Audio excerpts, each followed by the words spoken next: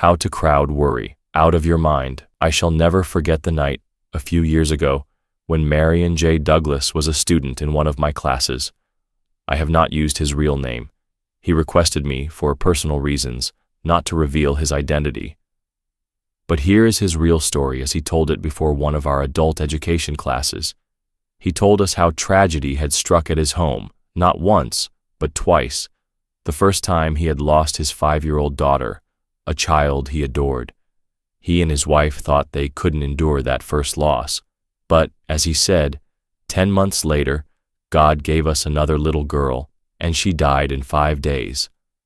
This double bereavement was almost too much to bear. I couldn't take it, this father told us.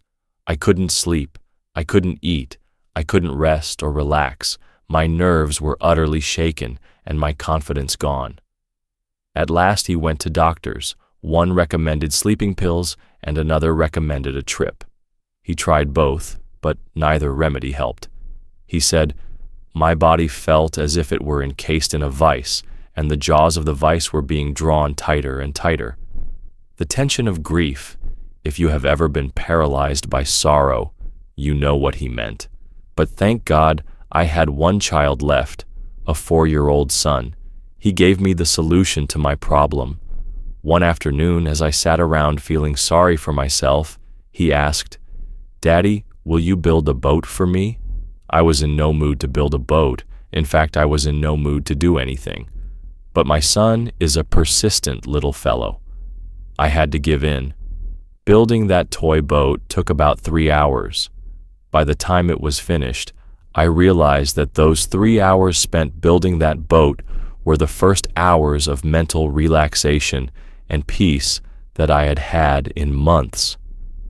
That discovery jarred me out of my lethargy and caused me to do a bit of thinking, the first real thinking I had done in months.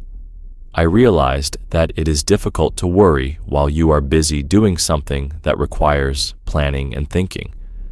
In my case, building the boat had knocked worry out of the ring, so I resolved to keep busy. The following night, I went from room to room in the house, compiling a list of jobs that ought to be done. Scores of items needed to be repaired: bookcases, stair steps, storm windows, window shades, knobs, locks, leaky taps. Astonishing as it seems, in the course of 2 weeks, I had made a list of 242 items that needed attention. During the last 2 years, I have completed most of them. Besides, I have filled my life with stimulating activities. 2 nights per week, I attend adult education classes in New York. I have gone in for civic activities in my hometown, and I am now chairman of the school board. I attend scores of meetings. I help collect money for the Red Cross and other activities. I am so busy now that I have no time for worry. No time for worry. That is exactly what Winston Churchill said when he was working 18 hours a day at the height of the war. When he was asked if he worried about his tremendous responsibilities, he said, "I'm too busy. I have no time for worry." Charles Kettering was in that same fix when he started out to invent a self-starter for automobiles.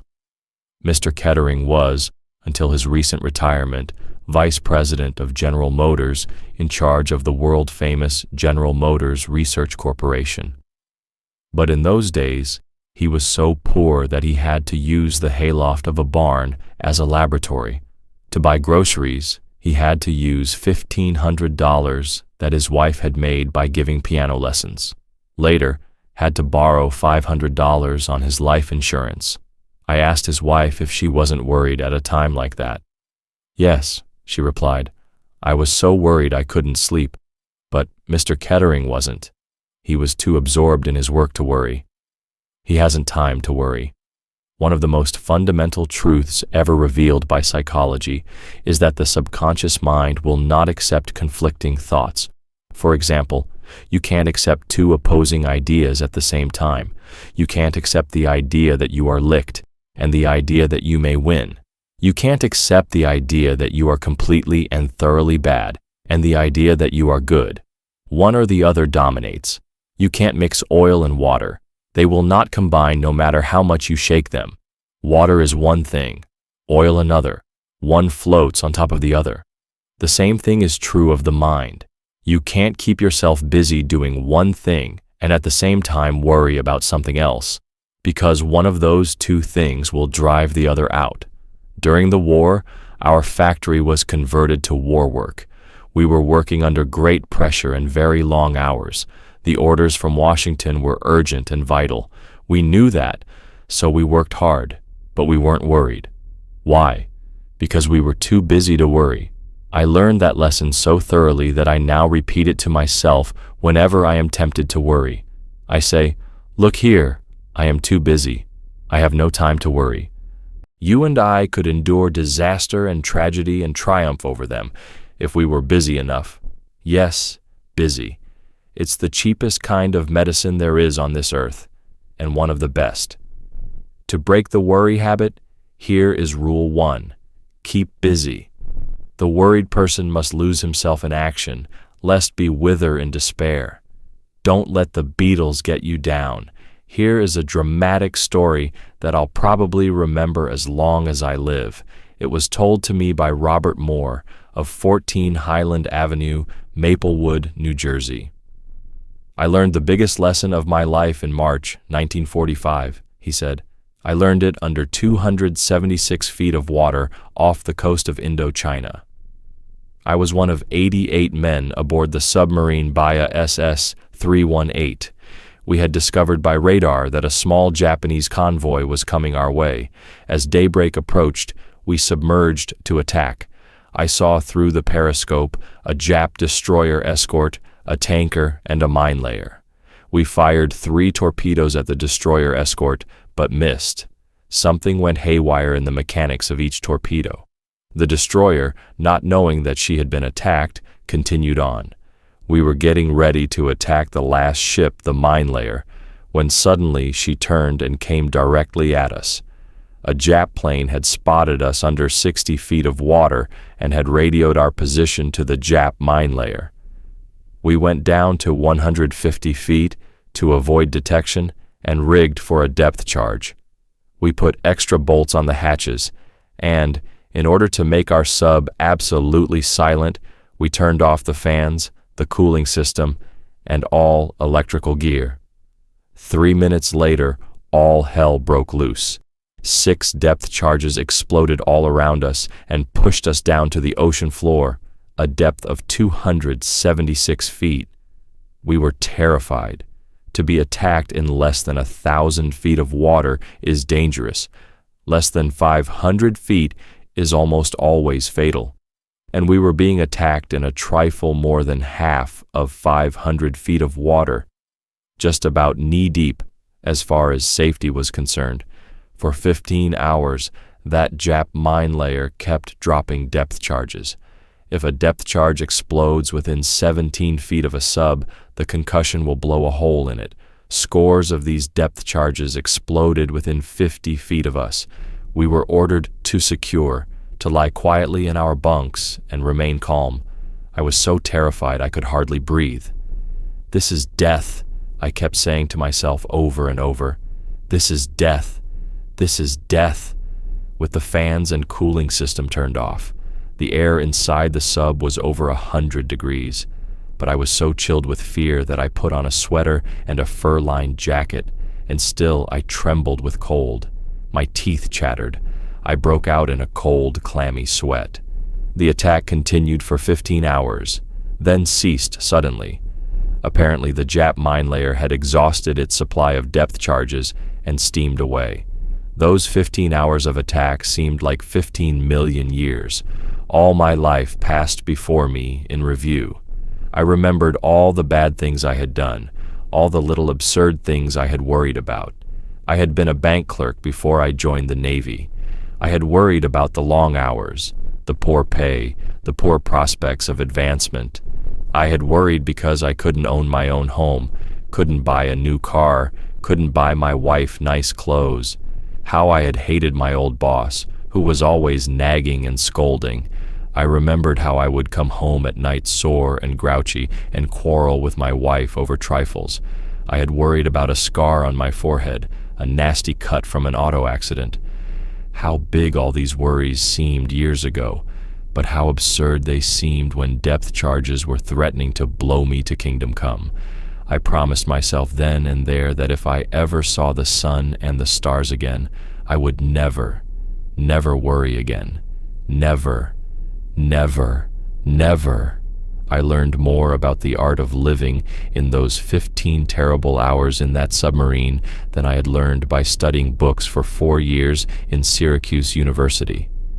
We often face the major disasters of life bravely and then let the trifles, the pains in the neck, get us down. For example, Samuel Pepys tells in his diary about seeing Sir Harry Vane's head chopped off in London.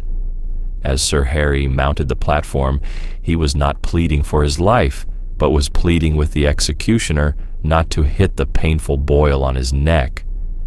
That was another thing that Admiral Byrd discovered down in the terrible cold and darkness of the polar nights, that his men fussed more about the pains in the neck than about the big things. They bore, without complaining, the dangers, the hardships, and the cold that was often 80 degrees below zero.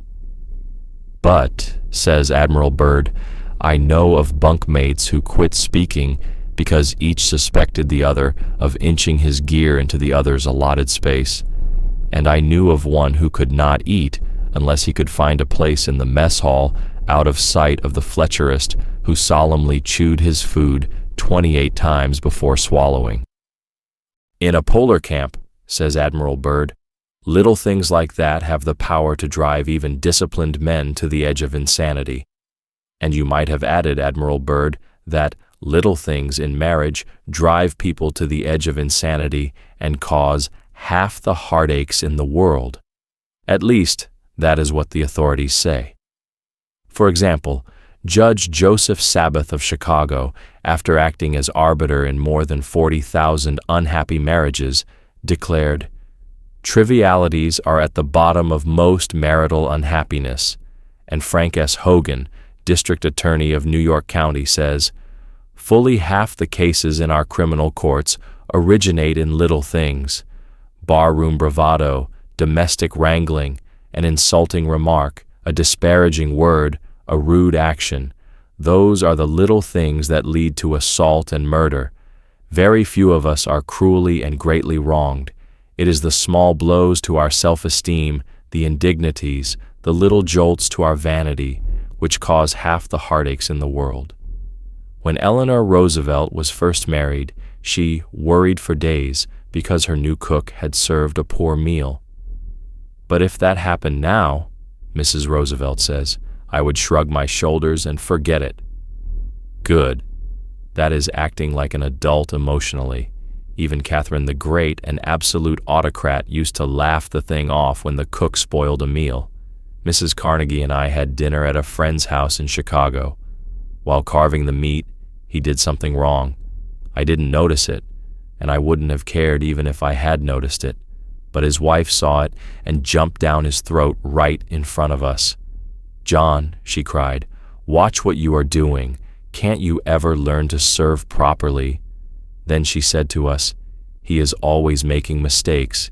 He just doesn't try." Maybe he didn't try to carve, but I certainly give him credit for trying to live with her for 20 years. Frankly, I would rather have eaten a couple of hot dogs with mustard in an atmosphere of peace than to have dined on Peking duck and shark fins while listening to her scolding. Shortly after that experience, Mrs. Carnegie and I had some friends at our home for dinner. Just before they arrived, Mrs. Carnegie found that 3 of the napkins didn't match the tablecloth. "I rushed to the cook," she told me later, "and found that the other 3 napkins had gone to the laundry. The guests were at the door. There was no time to change. I felt like bursting into tears. All I could think was, why did this stupid mistake have to spoil my whole evening? Then I thought, well, why let it? I went into dinner determined to have a good time, and I did. I would much rather our friends think I was a sloppy housekeeper," she told me, "than a nervous, bad-tempered one. And anyhow, as far as I could make out, No one noticed the napkins. A well-known legal maxim says, de minimis non curat lex. The law does not concern itself with trifles, and neither should the worrier if he wants peace of mind. Much of the time, all we need to overcome the annoyance of trifles is to effect a shifting of emphasis, set up a new and pleasurable point of view in the mind.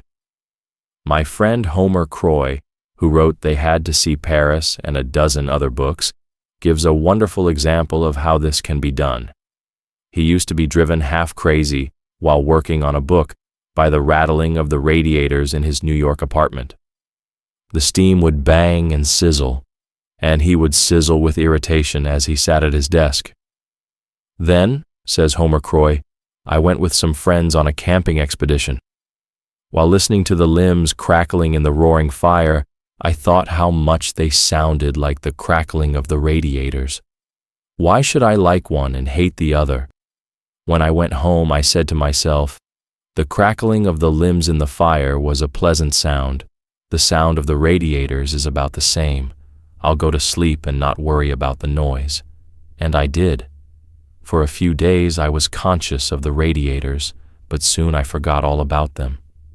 And so it is with many petty worries.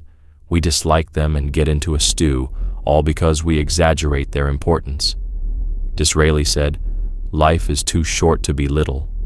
Those words, said André Maurois in This Week magazine, have helped me through many a painful experience. Often we allow ourselves to be upset by small things we should despise and forget. Here we are on this earth with only a few more decades to live, and we lose many irreplaceable hours brooding over grievances that, in a year's time, will be forgotten by us and by everybody. No, let us devote our life to worthwhile actions and feelings, to great thoughts, real affections, and enduring undertakings, for life is too short to be little. A law that will outlaw many of your worries. As a child, I grew up on a Missouri farm, and one day, while helping my mother pit cherries, I began to cry. My mother said, "Dale, what in the world are you crying about?" I blubbered, "I'm afraid I'm going to be buried alive." I was full of worries in those days. When thunderstorms came, I worried for fear I would be killed by lightning. When hard times came, I worried for fear we wouldn't have enough to eat. I worried for fear I would go to hell when I died. I was terrified for fear an older boy, Sam White, would cut off my big ears, as he threatened to do. I worried for fear girls would laugh at me if I tipped my hat to them. I worried for fear no girl would ever be willing to marry me. I worried about what I would say to my wife immediately after we were married. I imagined that we would be married in some country church, and then get in a surrey with fringe on the top and ride back to the farm. But how would I be able to keep the conversation going on that ride back to the farm? How? I pondered over that earth-shaking problem for many an hour as I walked behind the plow. As the years went by, I gradually discovered that 99% of the things I worried about never happened. For example, as I have already said, I was once terrified of lightning, but I now know that the chances of my being killed by lightning in any 1 year are, according to the National Safety Council, only 1 in 350,000. My fear of being buried alive was even more absurd. I don't imagine that 1 person in 10 million is buried alive, yet I once cried for fear of it. 1 person out of every 8 dies of cancer. If I had wanted something to worry about, I should have worried about cancer, instead of being killed by lightning or being buried alive. To be sure, I have been talking about the worries of youth and adolescence, but many of our adult worries are almost as absurd. You and I could probably eliminate 9/10 of our worries right now if we would cease our fretting long enough to discover whether, by the law of averages, there was any real justification for our worries. The most famous insurance company on earth, Lloyd's of London, has made countless millions out of the tendency of everybody to worry about things that rarely happen. Lloyd's of London bets people that the disasters they are worrying about will never occur. However, they don't call it betting, they call it insurance, but it is really betting based on the law of averages. This great insurance firm has been going strong for 200 years, and unless human nature changes, it will still be going strong 50 centuries from now by insuring shoes and ships and sealing wax against disasters that, by the law of average, don't happen nearly so often as people imagine. If we examine the law of averages, we will often be astounded at the facts we uncover. For example, if I knew that during the next 5 years I would have to fight in a battle as bloody as the Battle of Gettysburg, I would be terrified. I would take out all the life insurance I could get. I would draw up my will and set all my earthly affairs in order. I would say, I'll probably never live through that battle, so I had better make the most of the few years I have left. Yet the facts are that, according to the law of averages, it is just as dangerous, just as fatal, to try to live from age 50 to age 55 in peacetime as it was to fight in the Battle of Gettysburg. What I am trying to say is this: in times of peace, just as many people die per 1,000 between the ages of 50 and 55 as were killed per 1,000 among the 163,000 soldiers who fought at Gettysburg. I wrote several chapters of this book at James Simpson's Numtaiga Lodge on the shore of Bow Lake in the Canadian Rockies. While stopping there one summer, I met Mr. and Mrs. Herbert H. Salinger of 2298 Pacific Avenue, San Francisco. Mrs. Salinger, a poised, serene woman, gave me the impression that she had never worried. One evening, in front of the roaring fireplace, I asked her if she had ever been troubled by worry. "Troubled by it?" she said. "My life was almost ruined by it. Before I learned to conquer worry, I lived through 11 years of self-made hell. I was irritable and hot-tempered. I lived under terrific tension. I would take the bus every week from my home in San Mateo to shop in San Francisco. But even while shopping, I worried myself into a dither. Maybe I had left the electric iron connected on the ironing board. Maybe the house had caught fire. Maybe the maid had run off and left the children. Maybe they had been out on their bicycles and been killed by a car. In the midst of my shopping, I would often worry myself into a cold perspiration and rush out and take the bus home to see if everything was all right. No wonder my first marriage ended in disaster. My second husband is a lawyer, a quiet, analytical man who never worries about anything. When I became tense and anxious, he would say to me, "Relax, let's think this out. What are you really worrying about? Let's examine the law of averages and see whether or not it is likely to happen." For example, I remember the time we were driving from Albuquerque, New Mexico, to the Carlsbad Caverns, driving on a dirt road, when we were caught in a terrible rainstorm. The car was slithering and sliding. We couldn't control it.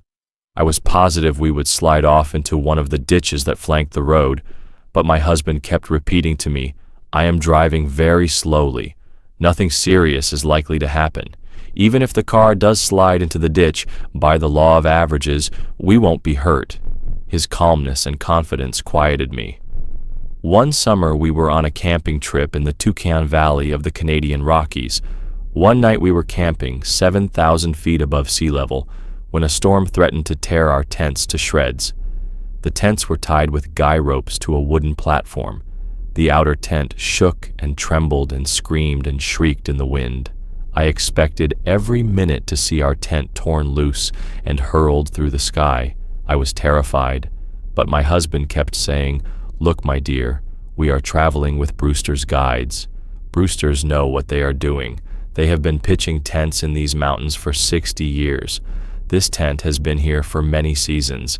It hasn't blown down yet, and by the law of averages, it won't blow away tonight. And even if it does, we can take shelter in another tent. So relax." I did, and I slept soundly the balance of the night. A few years ago, an infantile paralysis epidemic swept over our part of California. In the old days, I would have been hysterical, but my husband persuaded me to act calmly. We took all the precautions we could. We kept our children away from crowds, away from school and the movies. By consulting the Board of Health, we found out that even during the worst infantile paralysis epidemic that California had ever known up to that time, only 1,835 children had been stricken in the entire state of California, and that the usual number was around 200 or 300. Tragic as those figures are, we nevertheless felt that, according to the law of averages, the chances of any one child being stricken were remote. By the law of averages, it won't happen. That phrase has destroyed 90% of my worries, and it has made the past 20 years of my life beautiful and peaceful beyond my highest expectations. General George Crook, probably the greatest Indian fighter in American history, says in his autobiography that nearly all the worries and unhappiness of the Indians came from their imagination and not from reality. As I look back across the decades, I can see that that is where most of my worries came from also. Jim Grant told me that that had been his experience too. He owns the James A. Grant Distributing Company, 204 Franklin Street, New York City. He orders from 10 to 15 carloads of Florida oranges and grapefruit at a time.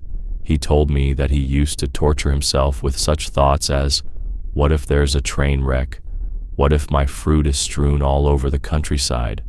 What if a bridge collapses as my cars are going across it?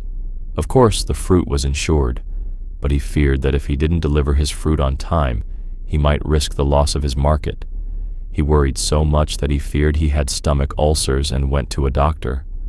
The doctor told him there was nothing wrong with him except jumpy nerves. I saw the light then, he said, and began to ask myself questions. I said to myself, look here, Jim Grant, how many fruit cars have you handled over the years? The answer was, about 25,000. Then I asked myself, how many of those cars were ever wrecked? The answer was, oh, maybe 5.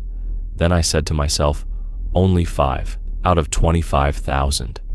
Do you know what that means? A ratio of 5,000 to 1. In other words, by the law of averages, based on experience, the chances are 5,000 to 1 against one of your cars ever being wrecked. So what are you worried about? Then I said to myself, well, a bridge may collapse.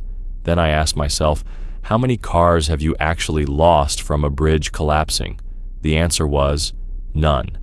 Then I said to myself, aren't you a fool to be worrying yourself into stomach ulcers over a bridge which has never yet collapsed, and over a railroad wreck when the chances are 5,000 to 1 against it? When I looked at it that way, Jim Grant told me, I felt pretty silly.